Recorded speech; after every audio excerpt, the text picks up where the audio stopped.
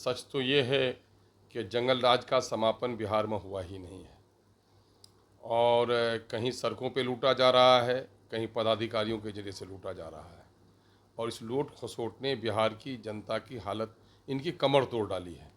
हाँ, ये और बात है कि नीतीश जी जिस दावे के साथ आए थे, इन्होंने कहा था कि मैं करप्शन को, कम्युनलिज्म को और क्राइम को रोकूंगा और बढ़ने नहीं दूंगा, लेकिन ये तीनों मामले में फेल हुए हैं। करप्शन में डूब गई है सरकार, बल्कि आप देखेंगे कि आरडब्ल्यूडी डिपार्टमेंट जो है, आप जाकर देख लीजिए एस्टीमेट का घोटाला कितना बड़ा वहाँ पर हो रहा है। मिस्टर पाल रहे वहाँ पर, लूट के बर्बाद कर दिया पूरे आरडब्ल्यूडी को। और एस्टीमेट का जितना घोटाला हुआ है, पोस्टिंग में, बहाली में जितना घोटाला वहाँ हुआ है, इतना घोटाला कहीं भी नहीं हुआ है। और अभी देखेंगे आप कि जो कार्य प्राइवेट तौर पर, जो मकान लोगों का 50 लाख रुपए में बन जाता है और सरकारी जब वो खजाना उसमें लगता है तो 1.5 करोड़ का एस्टीमेट बनता है और उसमें 33 लाख रुपए भी खर्च नहीं हो रहे हैं। इस तरह आवाम के गाढ़े खून और पसीने की कमाई का लूट हो रहा है। बेटियों के साथ इस्तेसाल हो रहा है, बेटियों का चीरहरण हो रहा है, सीताओं का। और अभी मुजफ्फरपुर में बेरोज़गार बेटियां, उनके साथ जो कुछ हुआ है, सरकार को चुल्लू भर पानी में डूब कर मरना चाहिए। पिछले दिनों में रिमांड होम में जो हुआ था, है ना, नाबालिग बच्चियों के साथ, उसमें तो शर्मसार होना, कई सफ़ेद पोशों के भी उसमें नाम आ रहे थे। और मामला ये है कि इस वक्त एजुकेशन का मामला है, बिल्कुल चौपट होकर रह गया है। स्कूलों के घर बन गए हैं, टीचर बहाल हो गए हैं। सरकारी तौर पर शिक्षा के मामले में उसी वक्त कहा जा सकता है कि सरकार गाँव में बसने वाले या अपने नागरिकों के बच्चों को शिक्षा दे रही है, जब प्राइवेट स्कूलिंग बंद हो जाए। प्राइवेट स्कूल फलता फूल रहा है, हर तरफ कोचिंग इंस्टीट्यूट चल रहे हैं और करोड़ों की राशि आज कोटा में बच्चे हमारे दे रहे हैं। क्वालिटी एजुकेशन के नाम पर एक भी चीज़ नहीं है। जहाँ तक हॉस्पिटल का मामला है, गरीबों से जुड़ा हुआ इलाज का मामला है, आप जाइए आईजीएमएस में, आप जाइए एम्स में, मेला लगा हुआ है। पीएमसीएच में जाइए, किसी दिन भी कोई इमरजेंसी केस हो, आईसीयू खाली नहीं है। पैरवी पर वहाँ पर लोगों का इलाज हो रहा है, गरीबों का इलाज नहीं हो पा रहा है। और हत्ता के बिहार में एक भी सरकारी हॉस्पिटल ऐसा नहीं है जहाँ कोई आईएएस बीमार पड़े तो वहाँ जाए, जहाँ कोई मंत्री बीमार पड़े तो जाए। आप देख रहे हैं कि मंत्री भी बीमार पड़ते हैं, मुख्यमंत्री का भी ट्रीटमेंट हो रहा है तो प्राइवेट हॉस्पिटल में हो रहा है। तो आखिर क्या है बिहार में? बिहार में पलायन जारी है, बिहार में बैंकों को लूटा जा रहा है, दिन दहाड़े बेटियों की इज्जत लूटी जा रही है, शिक्षा का मामला बिल्कुल करप्ट होकर रह गया है। रेवेन्यू डिपार्टमेंट में जाकर के देखिए, लूट खसोट मचा हुआ है। किसको समझते हैं लोग क्राइम? क्राइम सिर्फ बम, बंदूक और बारूद से बैंकों को लूटने का क्राइम है। आप जाइए इनके रेवेन्यू के ऑफिसेज में, सीओ के यहाँ आप जाइए, सीओ के कर्मचारी का तो को आमदनी का क्या कहना।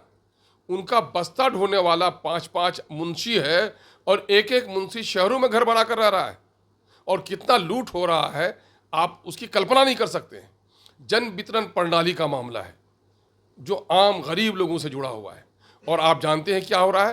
पूरे बिहार में 11 महीना ही अनाज दिया जाता है, 1 महीने का अनाज बेच दिया जाता है।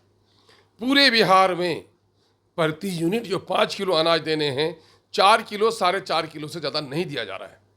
अभी मैं अपने विधानसभा क्षेत्र का एक आकलन किया, मेरे यहाँ जो लगभग 2200 क्विंटल इनका हो रहा है हर महीने में काला बाजारी, तकरीबन 90 लाख रुपये सिर्फ 2 प्रखंडों में जो आधा किलो करके प्रति यूनिट ये लोग ले रहे हैं, उसका जो हम लोग ने एक आकलन किया, मेरे 2 प्रखंडों में तकरीबन 90 लाख रुपया महीने की उगाही हो रही है। 90 लाख रुपए महीने की उगाही है। और ढाक के 3 पात कहीं भी लिख के दीजिए, कोई कार्रवाई नहीं हो रही है। तो नीतीश जी क्या सुनते भी नहीं? नीतीश जी क्या देखते भी नहीं? तो आखिर कौन सा है?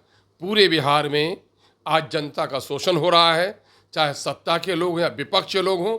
इनके पास 2 ही काम है, कुर्सी बचेगी कैसे, कुर्सी मिलेगी कैसे। कुर्सी के खेल के अलावा बिहार के जनता के हित के ताल्लुक से कोई भी संजीदा नहीं है। थी कि भारत गांव का देश है और भारत की आत्मा गांव में बसती है। और जमहूरियत का, लोकतंत्र का मूल मंत्र है डिसेंट्रलाइजेशन ऑफ पावर और डिसेंट्रलाइजेशन ऑफ फैसिलिटीज़ भी होनी चाहिए।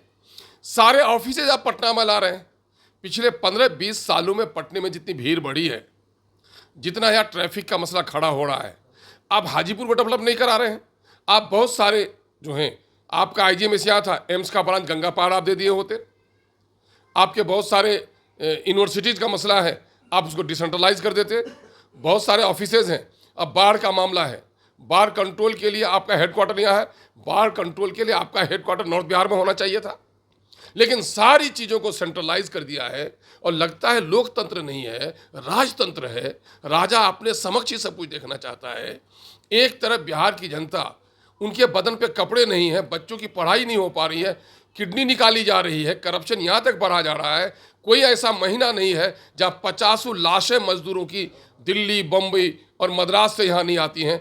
कोई ऐसी जगह नहीं है जहाँ बिहार का मजदूर डेली प्रताड़ित नहीं हो रहा है। और यहाँ बिहार के जो शाहजहाँ हैं, उसको इमारत की सूझी है। एक पुराना म्यूजियम था ही, उस म्यूजियम में अपना एक पुराना हमारा धरोहर है और एक अलग म्यूजियम बनाया।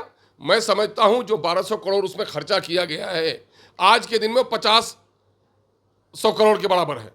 और वो उससे बिहार में कई यूनिवर्सिटी खुल सकती थी, कई मेडिकल कॉलेज खुल सकते थे। लेकिन बिहार के राजा श्री नीतीश कुमार जी को सिवाय नालंदा और पटना के कुछ भी नहीं दिखता। अब वहाँ से वो टनल बना रहे हैं, है ना, 300 करोड़ का, वो 900 करोड़ तक जाएगा। ये पैसा किन का? ये पैसा बिहार की जनता का। और बिहार के जनते की खून और पसीने की गाढ़ी कमाई जो ये कमा के लाते हैं दिल्ली से, बम्बई से, विदेश से, और उससे जो टैक्स के पैसे इनके पास आ रहे हैं, टैक्स के पैसे का दुरुपयोग हो रहा है। इम्तिहानात समय पर नहीं लिए जा रहे हैं। और आज गांव में चलिए, एक एक थाना में जो केस है वो भरमार है। केस की भरमार ऐसी है, कहीं ज़मीन का झगड़ा है, कहीं अमीन का झगड़ा है, कहीं म्यूटेशन का झगड़ा है, और पूरे तौर पर बिहार के आम लोगों का शोषण हो रहा है।